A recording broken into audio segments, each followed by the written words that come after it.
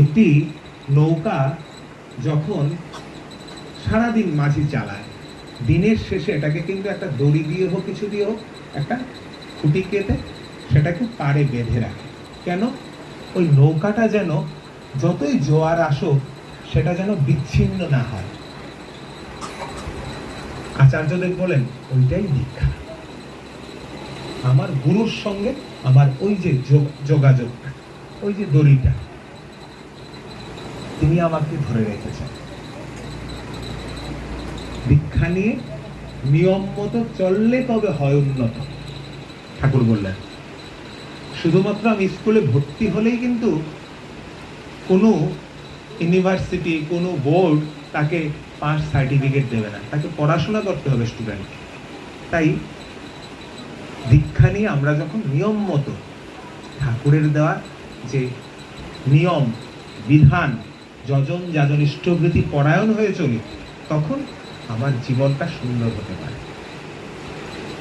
তারপরে ঠাকুর বলেন শিক্ষার কথা, তারপরে ঠাকুর বলেন বিবাহের কথা। একটি নারী এবং একটি পুরুষে যে বিয়ে, এটাই কিন্তু বিবাহ না।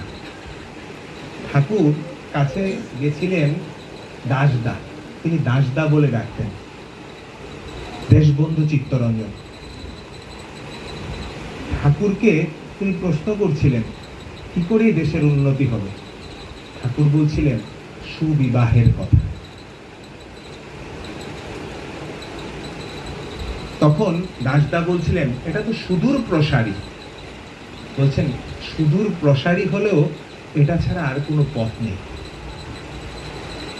আজকে দেখা যায়, দেখবেন ঠিক মতো বিবাহ না হলে, ঠাকুর বললেন স্ববর্ণে ভিন্ন গোত্রে যেন বিয়ে হয়। ঠিক মতো যখন বিয়ে না হয় দেখবেন তার মধ্যেই পরবর্তীতে ঝামেলা হয়। এখন ডিভোর্স ইত্যাদি বিভিন্ন রকমের বেড়ে যাচ্ছে। ঠাকুরের বিধান মেনে যখন বিয়েটা হয়, ঠাকুর বয়সেরও ফারাক করে দিলেন, তখন দেখবেন ওই পরিবারটা ঠাকুরময় হয়ে থাকে, পরিবারটা সুখে শান্তিতে থাকে।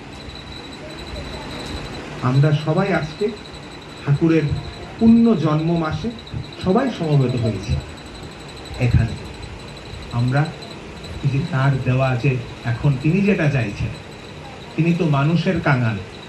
ঠাকুর বললেন মানুষ আপন টাকা পর যত পারিস মানুষ ধর। তিনি চাইছেন যারা এখনো বুঝতে পারছেন না তাদের